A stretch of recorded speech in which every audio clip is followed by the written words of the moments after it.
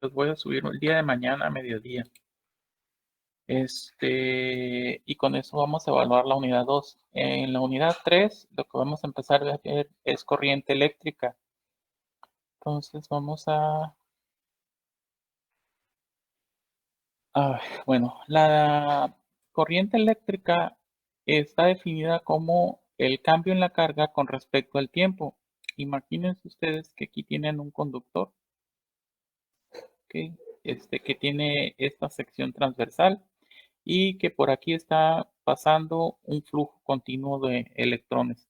Entonces, la cantidad de, digamos, de cargas que pasen por aquí con respecto a un intervalo de tiempo, esa será la corriente promedio. Entonces, la corriente está definida como en unidades de ampere y un ampere es igual a un coulomb por segundo. ¿Ok? Entonces, esa es la unidad de ampere. Normalmente, eh, sabemos que cuando nosotros conectamos algo a una batería y hacemos circular corriente por un circuito, los electrones van a viajar de menos a más. O sea, aquí van a ir los electrones viajando en este sentido. En realidad nosotros, por convención o por así se usa y así se acordó, que nosotros el sentido de la corriente la vamos a tomar así, ¿ok? En este sentido. Entonces, cuando nosotros pongamos un capacitor y digamos que por aquí corre corriente, lo vamos a poner así, donde vamos a poner la diferencia potencial en este sentido. ¿Ok? Sabemos que en la práctica, en la realidad, esto es al revés, pero así se determinó y así está escrito en todos los libros. Entonces, de hecho, aquí está marcado la dirección del flujo de los electrones. ¿Ok? Entonces, si nosotros queremos saber cómo es la conducción de corriente, vámonos a una sección de un pequeño conductor, un pedazo de alambre. Vamos a copiar esto aquí.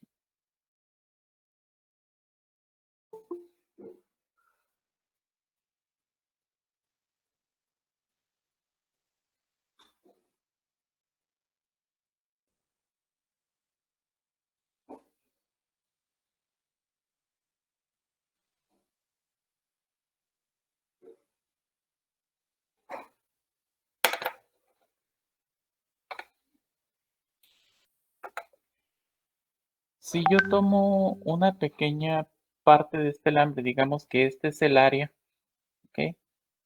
Este es el área y lo multiplico por delta X, lo que voy a obtener es el volumen. El volumen va a ser igual al área por el delta X. ¿Ok? Entonces, si multiplico ese volumen que yo tengo por el número de portadores de carga, pues lo que voy a obtener aquí, esto sería el volumen. Y si lo multiplico por el número de portadores de carga por la carga de cada uno de ellos, voy a tener la carga total que existe en este conductor, en esta sección del conductor. Ahora, si los cargas se están moviendo con cierta rapidez definida por BD, el desplazamiento en la dirección en la que se están moviendo, ¿ok?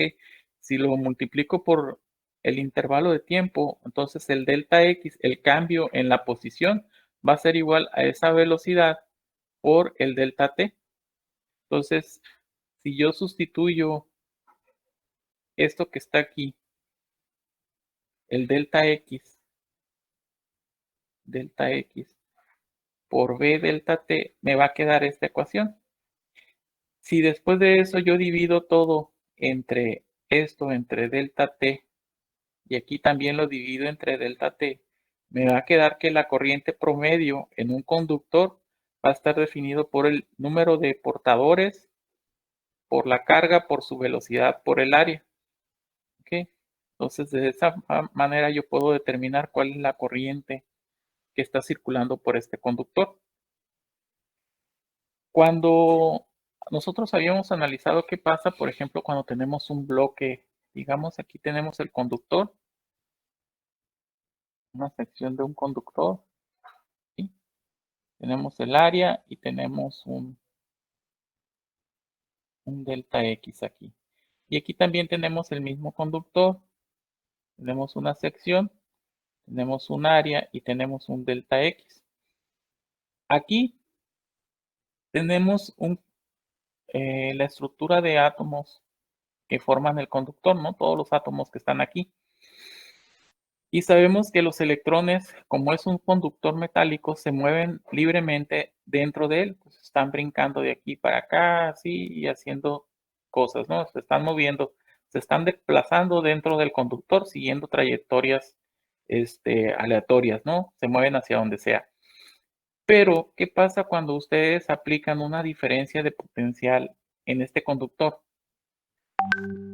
Lo que va a suceder es que las cargas se van a empezar a mover, se van a pasar por todos los electrones, pero van a llevar un cierto sentido, ¿ok? Y lo vamos a dibujar así. Entonces, aquí lo que estamos viendo es que se están moviendo los huecos, los electrones vienen en el sentido contrario, ¿no? Y la corriente la vamos a marcar así, en este sentido. Entonces, los electrones empiezan, o la corriente empieza a fluir, pero en este sentido, desplazándose los electrones, hacia acá. Bueno, los huecos, ¿no? Serían hacia acá, los electrones vienen en este sentido. Pero es lo que sucede, cuando está en equilibrio, se mueven hacia donde ellos quieren. Pero cuando ya hay una diferencia de potencial aplicada en los extremos de ese conductor, lo que sucede es que los electrones se empiezan a mover hacia adelante, ¿no? Y aquí está el menos, acá va a estar el más, se van a empezar a mover en este sentido los electrones. La corriente iría en sentido contrario. Bueno, entonces eso es lo que sucede con los portadores cuando están moviéndose dentro de un conductor. Lo que generan es un flujo de electrones y ese flujo de electrones le llamamos corriente. Bueno, tenemos, por ejemplo, aquí un problema y nos dicen que un alambre de cobre en una instalación residencial tiene un área de una sección transversal. Pues aquí es 3.31 por 10 a la menos 6 metros cuadrados y porta una corriente de constante de 10 amperes. ¿Cuál es la rapidez de arrastre?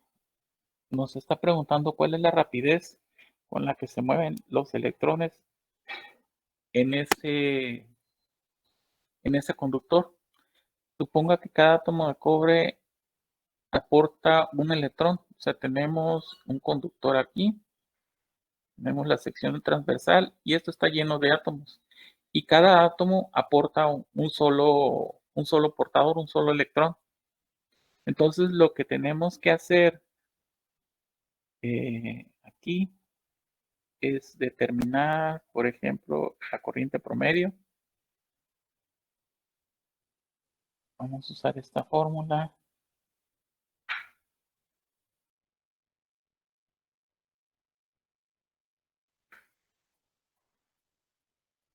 Aquí la velocidad.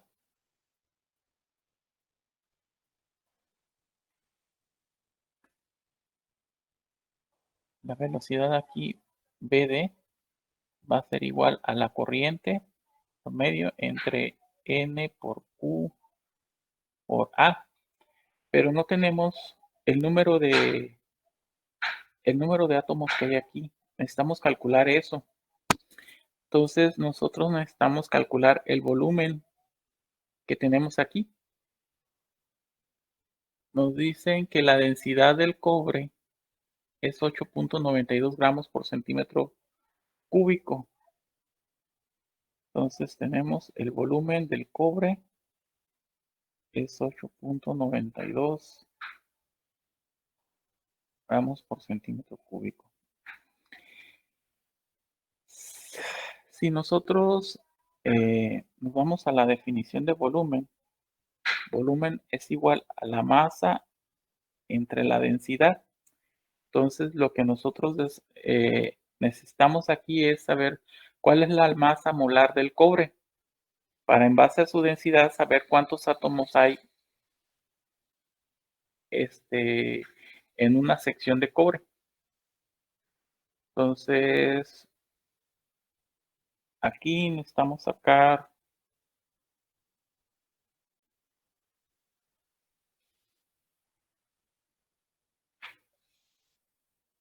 las densidades, la masa molar.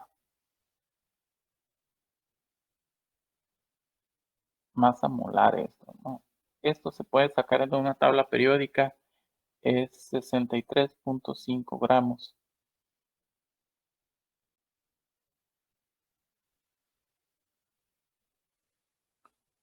Entonces, el volumen es igual a 63.5 gramos sobre la densidad, y la densidad es 8.92 gramos por centímetro cúbico.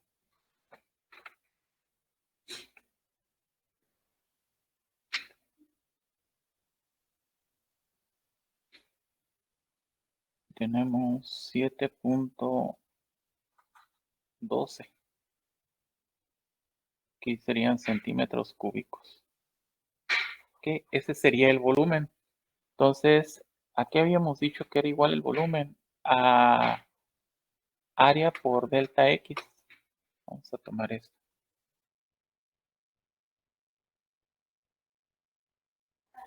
Con eso podemos sacar la carga.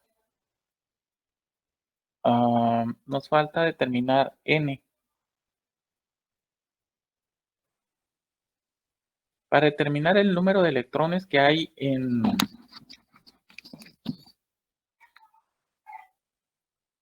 una sección de algún metal, necesitamos el número de Avogadro. Ese número de Avogadro es 6.02 por 10 a la 23 electrones. Son los electrones que hay en un mol de material. Entonces, lo que nosotros sacamos N, como ya tenemos la densidad de este material, N va a ser igual a 6.02 por 10 a la 23 electrones entre el volumen que acabamos de determinar, 7.12 centímetros cúbicos. Entonces vamos a determinar cuántos electrones hay aquí por metro cúbico. Aquí, como está en centímetros, necesitamos convertirlo a metros.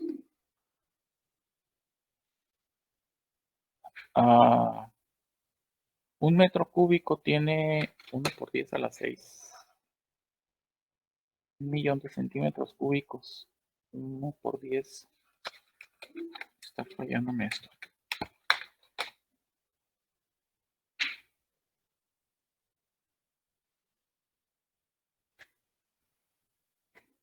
1 por 10 a la 6.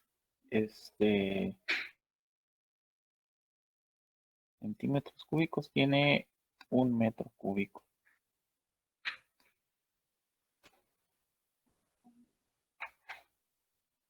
Entonces,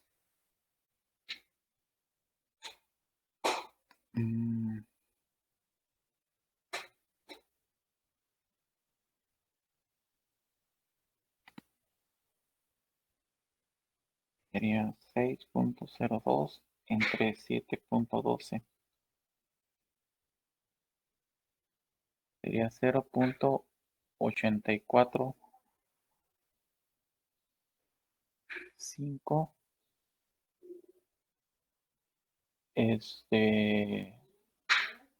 por 10, 23 más 6 por 10 a la 29. Aquí sería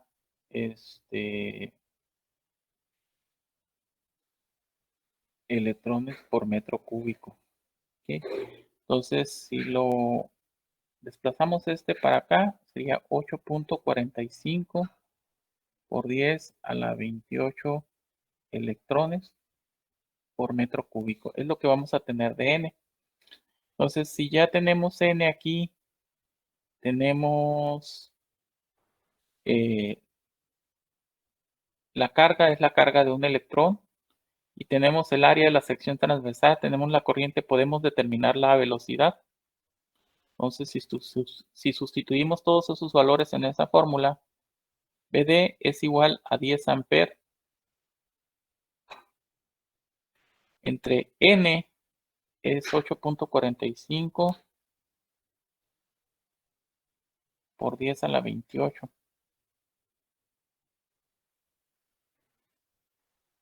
Por Q, que es 1.6 por 10 a la menos 19, ¿no?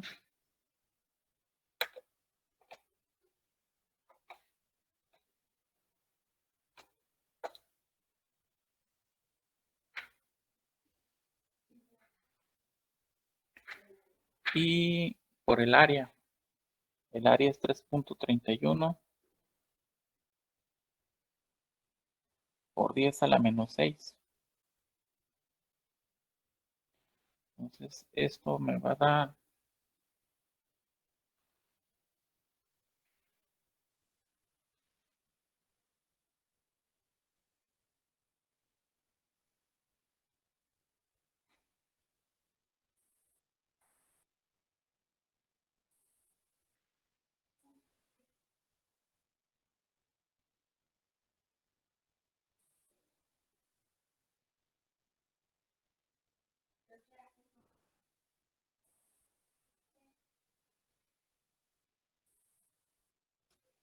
0.2235 por 10 sube como menos 28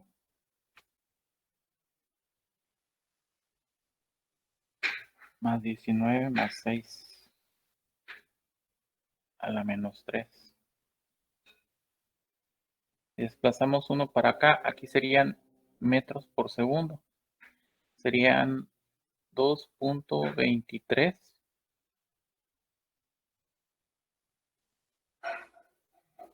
por 10 a la menos 4 metros por segundo. Esta sería la velocidad que llevarían los electrones dentro de este conductor. O sea, se estarían moviendo a esa velocidad.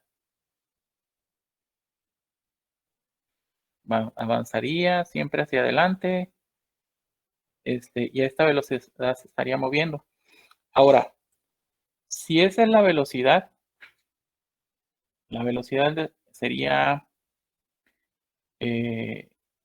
delta X entre delta T. Esta es velocidad. Vamos a ver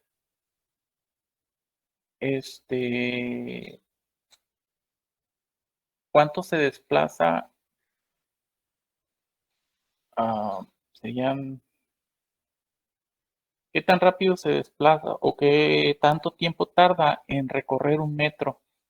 Vamos a suponer que el delta T es igual, no, delta X, sí, delta, vamos a suponer que delta X es un metro. Entonces, aquí tenemos delta X entre la velocidad. Entonces, tenemos que un metro entre la velocidad, 2.23 por 10 a la menos 4 metros por segundo.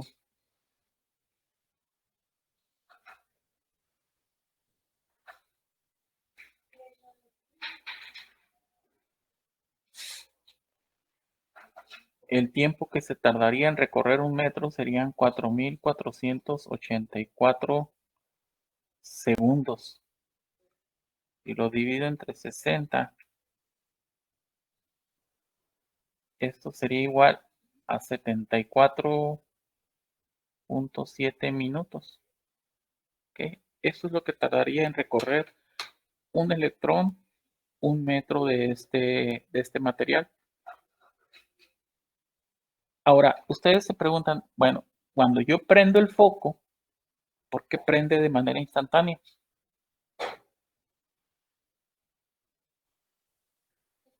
¿Cómo es que sucede eso?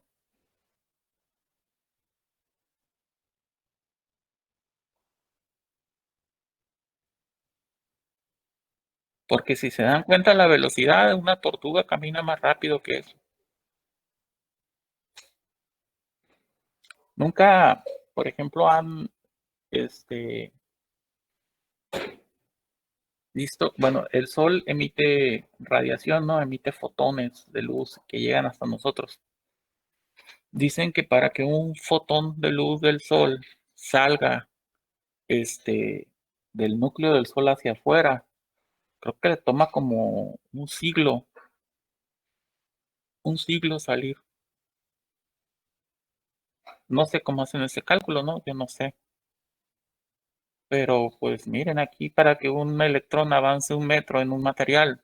Pero yo estoy viendo que la luz cuando yo enciendo, o sea, prende casi instantáneo, ¿no? O al menos yo lo veo instantáneo. ¿Qué es lo que sucede? Bueno, tienen el conductor aquí, ¿ok? Y aquí tienen un átomo, aquí tienen otro átomo y aquí tiene otro átomo. O bueno, vamos a suponer, ese átomo tiene un electrón, aquí está, y aquí está ese electrón y aquí está ese electrón. Cuando llega un electrón de aquí afuera, este electrón empuja a este, entonces al mismo tiempo sale este. Cuando llega este sale por acá. Es como cuando tienen apiladas varias bolitas de billar. Entonces tú llegas con una y le pegas a esta y de inmediato esta es como se transmite el movimiento y esta sale disparada, ¿no? Es algo así. Por eso nosotros, en realidad el electrón que está llegando aquí, pues se va a tener su tiempo en llegar hasta acá, pero este electrón que llega empuja al que ya estaba aquí y todos es como una avalancha, como un trenecito, ¿ok? Entonces es por eso que nosotros vemos que las cosas se encienden de manera instantánea, o sea, ya hay una carga presente en el conductor es neutro, pero al agregarse una carga extra, lo que hace es que esa carga salga por acá.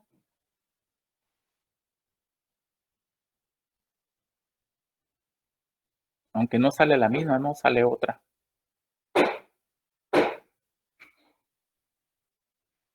Bueno, lo que vamos a ver en esta unidad, nosotros estamos viendo, por ejemplo, que este es un conductor. ¿Qué pasa, por ejemplo, cuando ese conductor aquí en medio tiene algunas impurezas? Cuando colocamos algún otro tipo de material, aquí tenemos el conductor, que ya de por sí tiene una velocidad a la que se mueven los electrones, pero ¿qué pasa cuando llega aquí a otro tipo de material? Este, y la velocidad con la que van a fluir los electrones de aquí hacia acá es diferente. Hay un cambio en esa velocidad, porque aquí se está oponiendo al paso del flujo de esos electrones. Lo primero que va a suceder es que aquí va a crear una diferencia de potencial, ¿ok? Y al haber una oposición al paso de estos electrones, también va a haber un calentamiento y va a haber pérdida de energía por calentamiento. Esa es la función de las resistencias y eso sería lo próximo que veríamos. Entonces, eh, igual que la unidad pasada, cuando vimos cómo son los capacitores y cómo almacenan carga, aquí lo que hacen las resistencias es consumir esa carga, ¿ok? Entonces, y la consumen en forma de calor. Hay calentamiento, hay calor, entonces es lo que hacen las resistencias. Y vamos a ver lo que son los arreglos de resistencias en serie, paralelo y cómo circula la corriente por entre ellos, entre los conductores, cuando entre, entre dos conductores hay una resistencia. Entonces, eso va a ser tema para la próxima clase, pero mañana, para estar parejo con los grupos, mañana les voy a subir los ejercicios de la unidad 2 para que junto con la práctica esa sea la calificación y los van a entregar esta misma semana.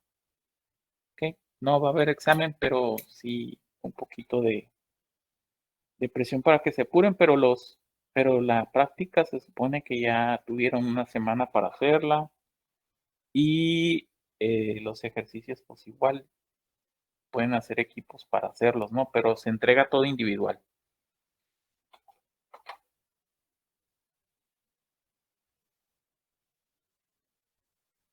Bueno, entonces por hoy es todo. La próxima clase continuamos con resistencia.